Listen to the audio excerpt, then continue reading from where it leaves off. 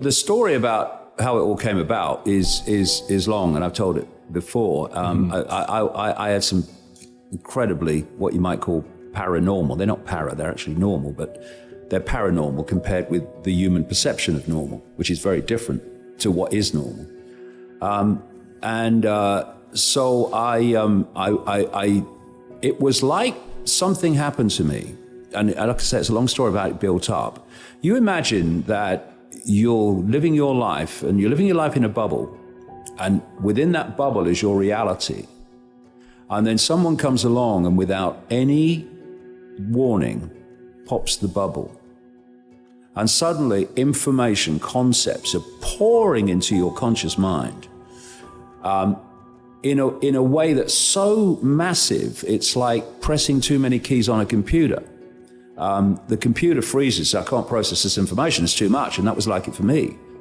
And then as eventually a computer goes zzz and freezes and everything comes come back, after 3 months, and of course the Wogan show was right in the middle of that,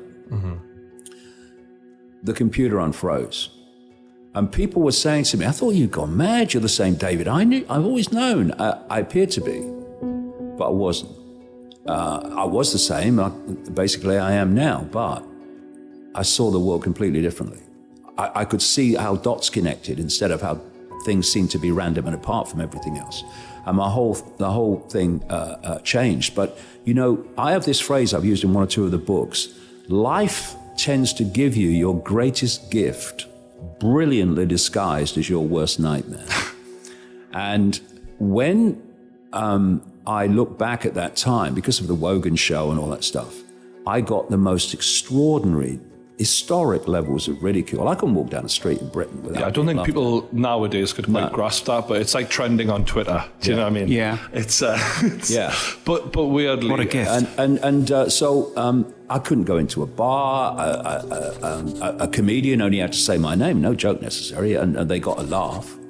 And you'd think that was a nightmare, and it wasn't nice to experience. But you know what, mate? It set me free. It set me free of the prison. I know a lot of young people watch this and this podcast, and I know a lot of young people get really screwed up, even to the point of suicide, because of what's said about them on social media and all that stuff. Well, most people live in a prison called fearing what other people think. And when you fear or you're concerned about what other people think, you're not you anymore. You are what you are expected to be by those you don't want abuse or criticism or ridicule from.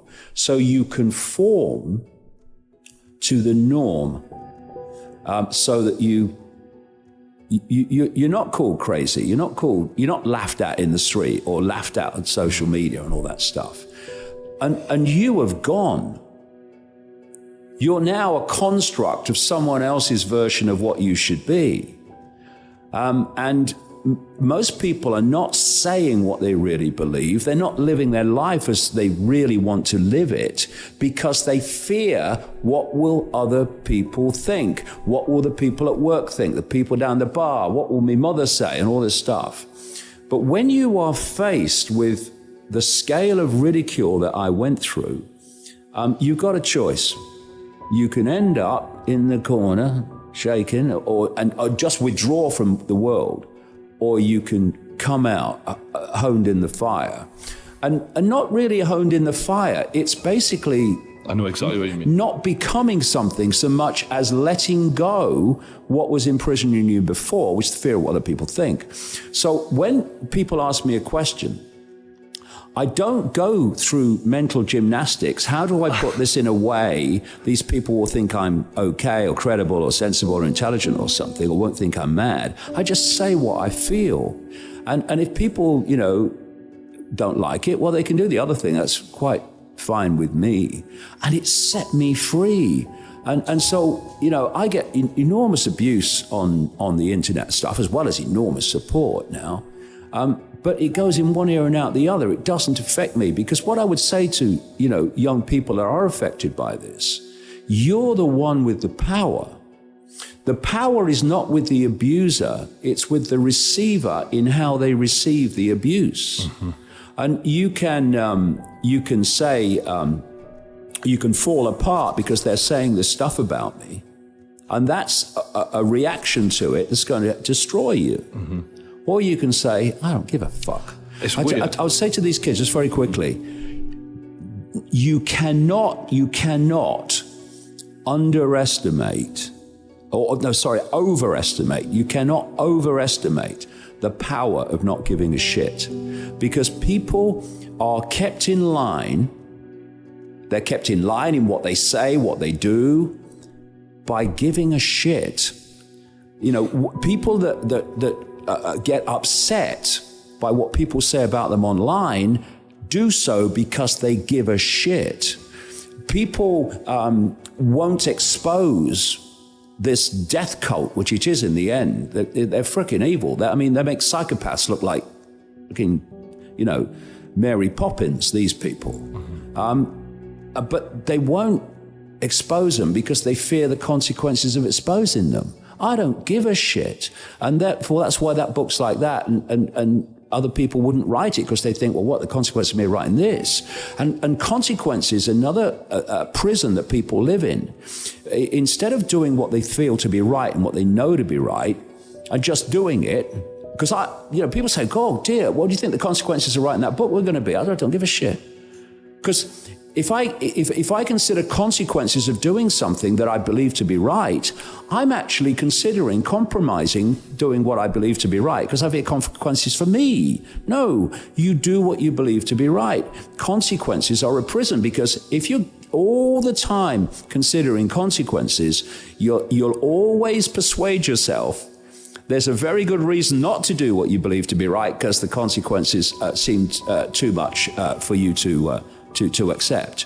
A lot of people never achieve their full potential because they're worrying about what everyone else is going to fucking say. And I went through something not the same as what you went through, but I've had a few people laughing and joking about me recently, and it's like one of the best things that's ever happened. It was like, because it's a one thing to not give a fuck. Yeah. It's another thing to really be tested. Yeah, exactly. On how little of a fuck you give. Yeah, exactly. And when everyone's laughing at your point, saying shit about you, then you really have to fucking prove it then. Yeah. And not many people can. Yeah. And weirdly, I think everyone in their life at one point or another would be benefiting from that, getting that experience, because it just makes you be the best person you can be. I get this abuse thrown at me and this ridicule, and I'm like, thanks for sharing that with me. Have a nice day.